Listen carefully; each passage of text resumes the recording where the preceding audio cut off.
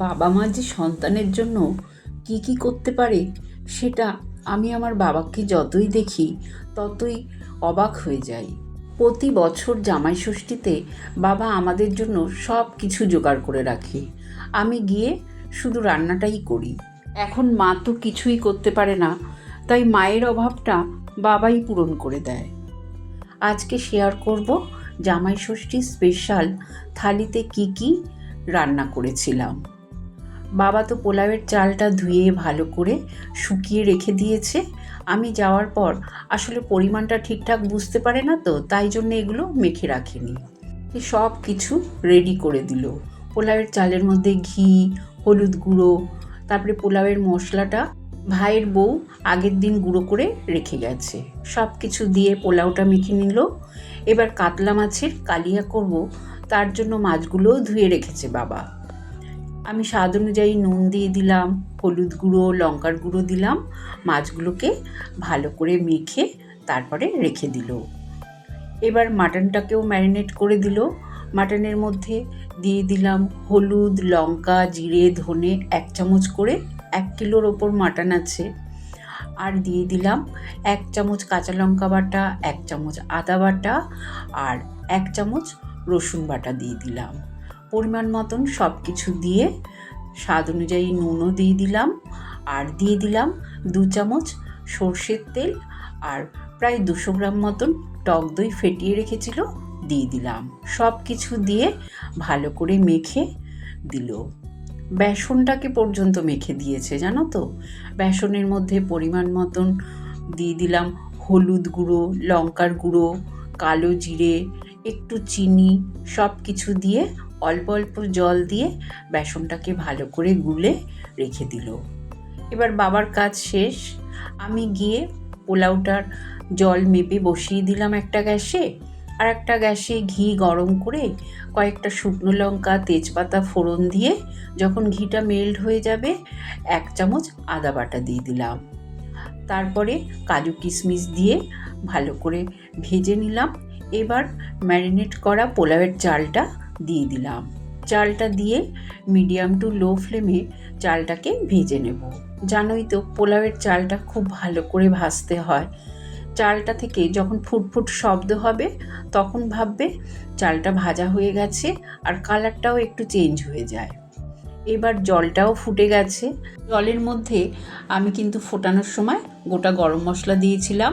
যতটা চাল তার ডবল জল দিয়ে ফুটিয়ে নিলাম। জলটা ফুটে যাওয়ার পর পোলাওয়ের চালটা দিয়ে দিলাম। এবার ভালো করে নাড়াচাড়া করে নেব। যখন ফুটে যাবে দিয়ে দিলাম 4টে চেরা কাঁচা লঙ্কা, পরিমাণ মতন নুন, পরিমাণ মতন চিনিও দিয়ে দিলাম। আমি এখানে 2 চামচ ভর্তি করে চিনি দিয়েছি, কারণ বাসন্তী পোলাও একটু মিষ্টি মিষ্টি হলেই খেতে ভালো লাগে। তারপরে গ্যাসে বসিয়ে রাখলাম। এদিকে আমি মাছটাও ভেজে নিয়েছি সর্ষের তেল গরম করে। তারপরে ফোড়নে জিরে, তেজপাতা, শুকনো লঙ্কা দিয়ে আমি আদা বাটা দিয়ে দিলাম। 2টো টমেটো কুচিয়ে দিলাম। আর দিয়ে দিলাম এখানে গুঁড়ো মশলার মিশ্রণ। এর মধ্যে দইও ছিল। দইয়ের মধ্যে আমি হলুদ, লঙ্কা, জিরে, ধনে 1 চামচ করে মিশিয়ে রেখেছিলাম দিলাম। 1/2 চামচ চিনিও দিয়ে দিয়েছি। মশলাটাকে লো ফ্লেমে কষিয়ে নিলাম। তারপরে যখন মশলা থেকে সুন্দর তেল ছেড়ে দেবে আমি পরিমাণ মতন গরম জল দিয়ে দিলাম। স্বাদ অনুযায়ী নুন দিয়ে ঝোলটাকে ফুটতে বসিয়ে দিলাম। এদিকে আমার পোলাওটাও হয়ে গেছে, দেখো কত সুন্দর একদম জলটা টেনে গেছে, তবে একটু জলাভাব আছে। এই সময় আমি পোলাওয়ের মশলাটা দিয়ে দিলাম আরও 1 চামচ। তারপরে ভালো করে নাড়াচাড়া করে নেব। এবার গ্যাসের ফ্লেমটা বন্ধ করে ঢাকা দিয়ে 10 মিনিট রেখে দিলেই কিন্তু ঝরঝরে পোলাও হয়ে যাবে। 2 চামচ ঘিও দিয়ে দিয়েছি, ঢাকা দিয়ে রেখে দিলাম। আর এদিকে কালিয়ার গ্রেভিটাও ভালো মতন ফুটে গেছে।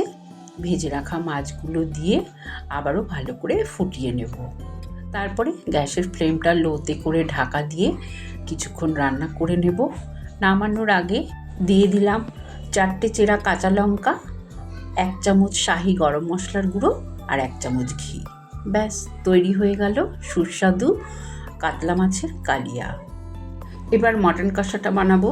তার জন্য আমি সর্ষের তেল গরম করে দুটো তেজপাতা, গোটা গরম মশলা ফোড়ন দিয়ে কেটে রাখা পেঁয়াজ দিয়ে ভালো করে ভেজে 1 চামচ আদা বাটা, 1 চামচ রসুন বাটা দিয়ে দুটো টমেটো কুচিয়ে দিলাম। এবার মশলাগুলো ভালো করে কষিয়ে ম্যারিনেট করা মাটন দিয়ে দিলাম। মাটন দিয়ে হাই ফ্লেমে আমি প্রায় 8-10 মিনিট নাড়াচাড়া করব। খুব ভালো করে নাড়াচাড়া করে মাটনটাকে কষিয়ে নেব। তারপরে গ্যাসের ফ্লেমটা লোতে করে ঢাকা দিয়ে কিছুক্ষণ কষাবো। মাঝে মাঝে ঢাকনা খুলে নেড়ে দেব। মাটন থেকে বেশ জল বেরিয়েছে। এই মাটনটাকে আরও 15-20 মিনিট কষিয়ে নেব, তাহলেই মাটনটা সুন্দর কষানো হয়ে যাবে। কিছুক্ষণ এইভাবে কষাতে কষাতে দেখো মাটনটা থেকে সুন্দর তেল ছেড়ে দিয়েছে, ভালো মতন কষে গেছে।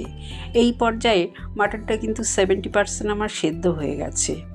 এবার আমি এই মাটনটাকে প্রেশার কুকারে দিয়ে সেদ্ধ করে নেব।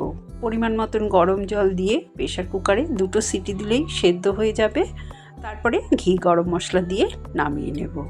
আর এই বেগুনগুলো গাছের বেগুন, এই বেগুনগুলো দিয়ে বেগুনি ভাজবো। এবার তোমাদের থালিটা সাজিয়ে দেখিয়ে দিচ্ছি। দেখো, বাসন্তী পোলাও, বেগুনি ভেজেছি, স্যালাডও আমার বাবা কেটেছে।